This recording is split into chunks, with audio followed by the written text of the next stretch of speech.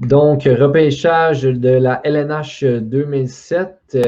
Repêchage qui avait quand même d'excellents joueurs au menu pour l'occasion. J'ai avec moi William, Julien et Nicolas encore une fois.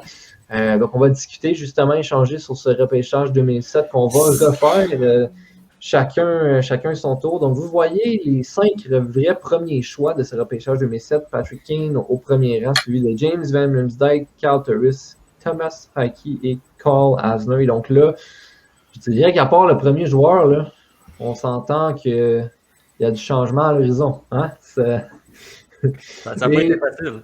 Non, ça n'a pas été facile. Mais on va le voir à l'écran, donc à l'instant, nos choix.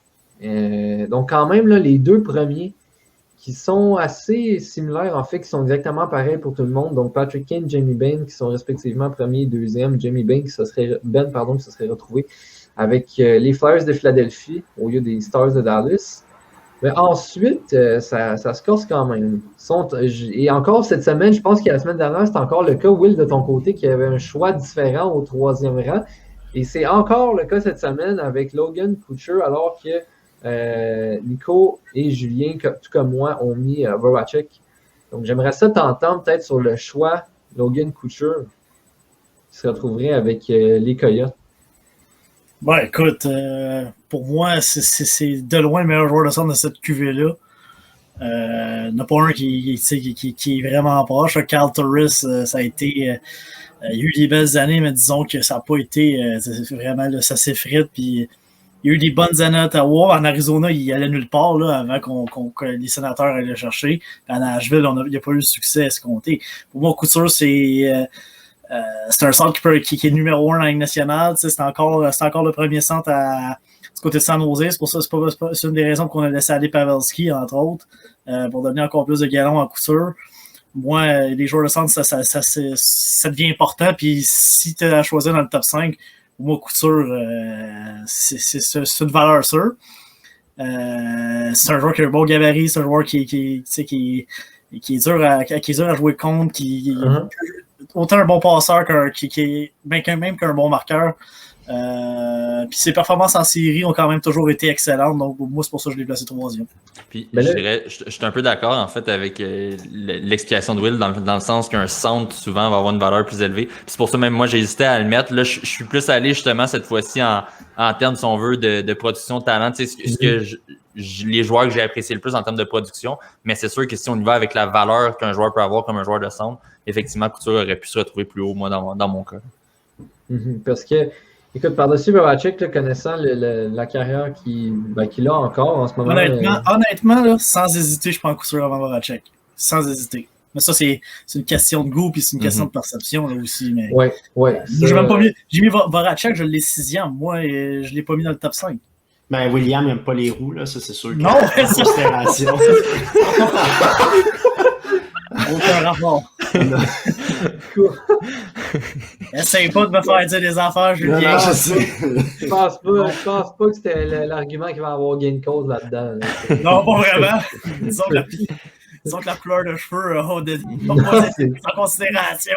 Mais on va regarder les autres choix au tableau parce qu'encore une fois, on parlait de la 3e place, mais au 4e rang, il y a aussi des différences. Julien, Nico, je vais commencer avec vous parce que, en fait, vous deux, vous avez été avec Ryan McDonald quand même. En fait, Nicolas, on est 100%. On est encore à tombe crochu cette semaine. La semaine passée, c'était avec toi, Simon, je pense. Oui, c'était avec moi. Ouais, ça fait 2 fois que je copie sur quelqu'un. Ouais, McDonough, écoute, capitaine, bon dans les 2 sens de la patinoire, gagnant une Coupe Stanley.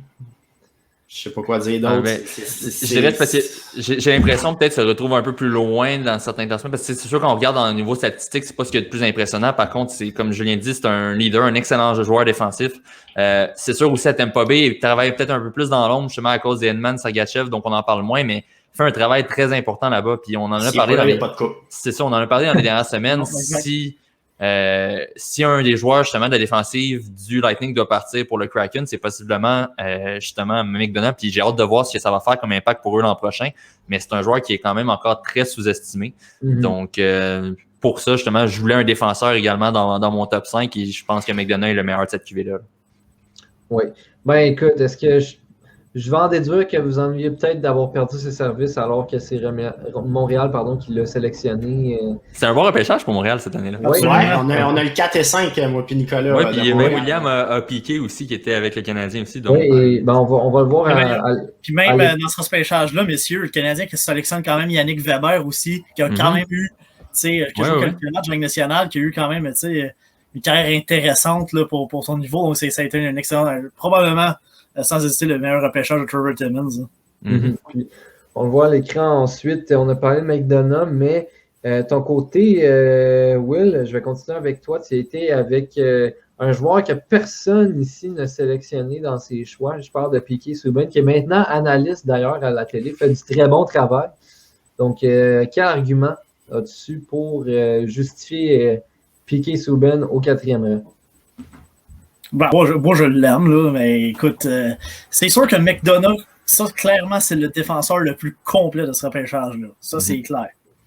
Pour moi, je pense que Subban a quand même apporté des choses intéressantes. Je pense pas que le Canadien aurait été en finale de l'Est en 2014 juste avec Price. Je pense que Subban, ça a été un élément important. Il a été fumant. Il est allé en finale de la Coupe Stanley, c'est clair. Je sais qu'il y en a beaucoup qui ne l'aiment pas. Là. Moi, sans dire que c'était mon préféré, c'était pas moi. Je suis pas là, je le dessine non plus, mais moi, je pense que il mérite sa place là, il mérite la considération, au moins la considération. Moi, je l'ai placé 4e, je voulais mettre un défenseur. Mais c'est comme je l'ai dit, McDonough le plus complet. Je pense que Subban, au niveau talent, au niveau si on se fie vraiment juste au talent, c'est clair que Subban sort top 5. Moi, c'est comme ça que je l'ai considéré, même si McDonough est peut-être le plus talentueux. J'avais fait la même chose. C'est moi qui est allé dans le contraire. Habituellement, je prends les défenseurs plus complets, comme quand j'avais pris Ryan Suter l'autre fois. Mais là, je pense que j'ai été vraiment, en termes de talent, en termes d'impact quand même, que Subban a eu aussi. Par son talent, c'est quand même, il y a un défenseur qui a gagné le Norris qui a été en nomination une autre fois. Donc ça, c'est venu jouer aussi dans mes arguments pour le placer top 5. Oui, parce qu'on l'oublie dans le fond, parce que je veux pas, les dernières saisons, ça a été plus difficile, mais avec les Canadiens, avec Nashville, au début, ça a quand même été très, très bien. Puis comme tu le dis, il a gagné un Norris, là, c'est pas rien là, pour un défenseur. Il y a eu deux nominations là, à Nashville. Fait que, c'est... n'empêche qu'il s'est fait arracher Ouellet, tous ceux qui les avaient. Oui, mais pas côté leadership, mais côté talent. Non, écoute, j'ai pas parlé du leadership non plus. Non, c'est juste moi, c'est quelque chose que je prends vraiment en considération. Quoi que je dis ça, puis j'ai mis Max Pacioretty 5e. Lui aussi, il s'est fait enlever toutes ses lettres. Finalement, on va se diriger vers le 5e rang. Bon, moi, j'avais mis, vous le voyez à l'écran, là, j'avais mis Logan Couture, au 4e rang, qui aurait pu évidemment être plus haut, c'est certain. Et ensuite, là, vous avez été à la majorité avec Max Pacioretty. Je suis donc le loup solitaire à avoir mis Kevin Shattenkirk. J'ai hâte d'entendre ça. Shattenkirk devant McDonough et Piquet, j'ai hâte de l'entendre. Oui, écoute, encore une fois, peut-être probablement pour des raisons similaires aux tiennes avec Piquet. Écoute, moi, Shattenkirk, c'est un défenseur que j'ai toujours trouvé cruellement sous-estimé. C'est sûr qu'il a joué quand même... du moins, le pic qu'il a eu, c'était à Washington. A fait de l'excellent travail, même à Saint-Louis aussi, qui était vraiment deux équipes qui a fait de très bonnes choses.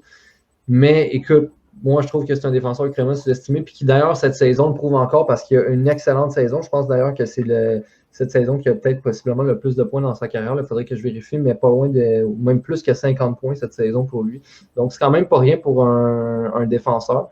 Puis vous, de votre côté, vous avez été avec Pacioretty, qui se serait retrouvé avec les Capitals de Washington. Donc, Patch dans le top 5, qui a d'ailleurs marqué son premier but hier pour Vegas.